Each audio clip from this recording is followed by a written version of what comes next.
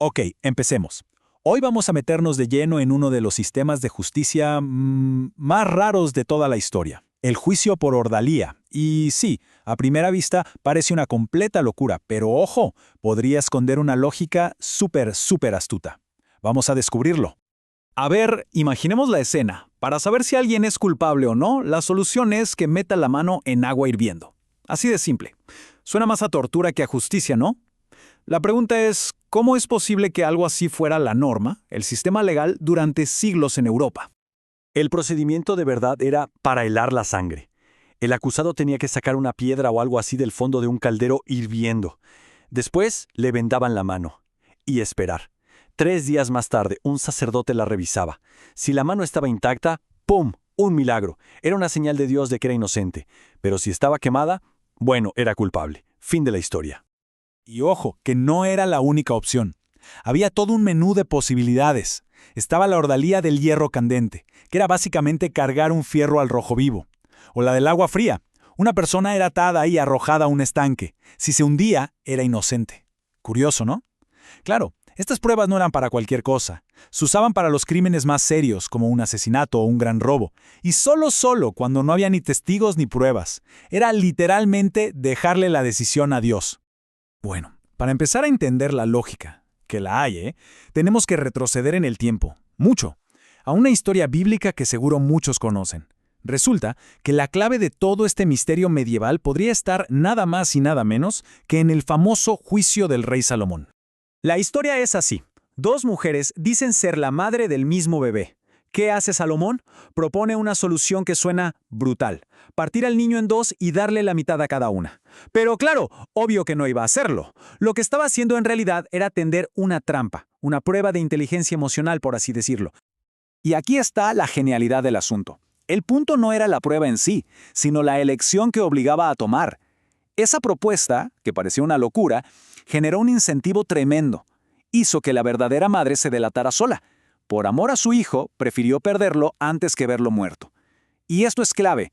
Nos enseña cómo una prueba que parece no tener sentido puede en realidad hacer que la gente revele la verdad sobre sí misma.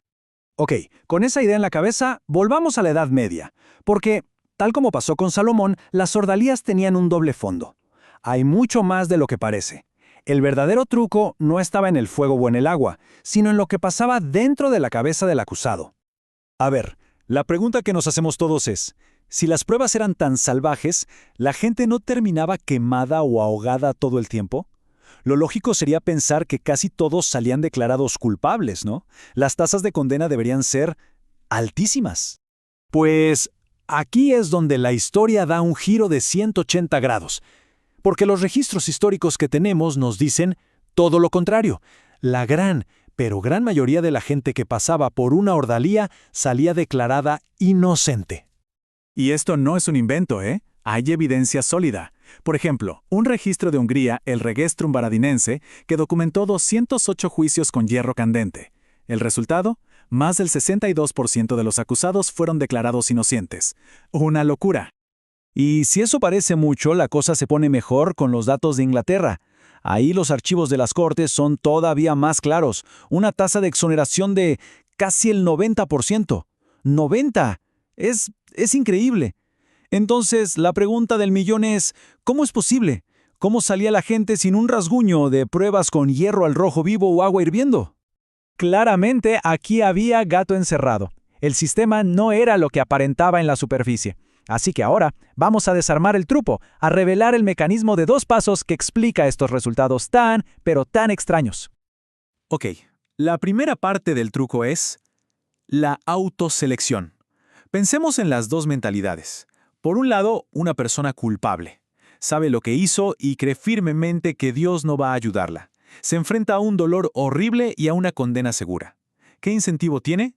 Pues confesar o negociar una pena menor para evitar la ordalía a toda costa. Pero por otro lado, está la persona inocente. Cree de verdad en su inocencia y tiene una fe ciega en que Dios la va a proteger. Para esa persona, la ordalía es la oportunidad de demostrarlo y quedar libre de todo castigo. Y esto es lo más importante de todo. El sistema actuaba como un filtro. Los culpables, en su mayoría, se quedaban en el camino antes de llegar a la prueba. Así que, ¿quiénes eran los que de verdad se enfrentaban al agua hirviendo o al hierro candente? Pues eso, casi siempre los que estaban convencidos de corazón de que eran inocentes. Pero claro, faltaba la segunda parte del truco, la ayudita del sacerdote. El sacerdote, que era el que dirigía todo el asunto, no era tonto. Sabía perfectamente que los únicos que llegaban hasta el final eran los que se creían inocentes. Y para que la gente siguiera creyendo en el sistema, pues, tenía que asegurarse de que hubiera milagros. ¿Cómo? Bueno, había un montón de trucos. Alargar la misa para que el hierro se enfriara un poco, bendecir el agua del caldero y de paso echarle un poco de agua fría, o al final de los 3 días mirar la mano y decir que cualquier heridita era una curación divina. Y el nivel de manipulación llegaba a unos extremos increíbles. Los datos de Inglaterra, por ejemplo, nos muestran que los jueces hasta elegían qué prueba le tocaba a cada quien, muy estratégicamente. A los hombres casi siempre les tocaba la prueba del agua fría. ¿Por qué? Porque es más fácil que un hombre se hunda, por tener menos grasa corporal, así que era más probable que pasaran la prueba naturalmente. ¿Y a las mujeres? A ellas casi siempre les tocaba a la del hierro candente, una prueba que, sí o sí, necesitaba de la manipulación del sacerdote para que salieran inocentes. Entonces, si era tan efectivo, ¿por qué se acabó? Bueno, a partir del siglo XII, dentro de la misma iglesia empezaron a surgir dudas, a cuestionar si esto de verdad tenía base bíblica. Pero el golpe final, el definitivo, llegó en 1215. El Cuarto Concilio de Letrán prohibió que los sacerdotes participaran en las ordalías. Y claro, sin un sacerdote que administrara el juicio de Dios, todo el sistema se vino abajo. Perdió toda su credibilidad y desapareció rapidísimo. Uno podría pensar que, bueno, esto es solo una historia loca del pasado, una curiosidad bárbara y ya. Pero, ¿y si la lógica detrás de la ordalía sigue viva? Porque ese mecanismo, el de usar un sistema de creencias para que la gente diga la verdad, está mucho más presente hoy de lo que creemos. El mejor ejemplo, el polígrafo, el famoso detector de mentiras. A ver, la comunidad científica está bastante de acuerdo en que no es para nada fiable. No detecta mentiras, lo que mide es el estrés. Pero, ¿saben por qué funciona a veces? Por la misma razón que la ordalía. Si una persona cree que esa máquina es infalible, que es ciencia pura, el culpable va a tener pánico de hacerse la prueba, y el inocente, en cambio, la va a aceptar sin problemas. Es la misma lógica, solo que hemos cambiado la creencia en la magia de Dios por la creencia en la magia de la tecnología. Y hay más ejemplos, ¿eh? Cuando alguien jura sobre una Biblia en un tribunal, ¿qué se está haciendo? Se está apelando a la misma idea, el miedo a un castigo superior si se miente.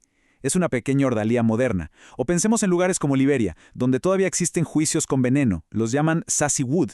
Funcionan, exacto, con el mismo principio. Una creencia compartida y muy fuerte en un poder superior que va a revelar quién es el culpable. Al final, la lección es esta, y es potentísima. Un sistema no necesita ser verdadero para funcionar. Solo necesita que la gente crea en él.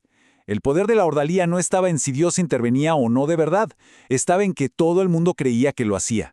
Y esa creencia compartida fue lo que creó un sistema de incentivos que, por increíble que parezca, lograba separar a culpables de inocentes de una forma bastante efectiva para la época.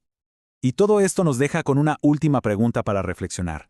Si miramos a nuestro alrededor, a las tradiciones, los rituales sociales, incluso a algunos procedimientos burocráticos, vale la pena pensar cuántas otras cosas que hoy nos parecen totalmente absurdas o irracionales podrían estar escondiendo una lógica secreta, un propósito astuto que todavía no hemos logrado ver.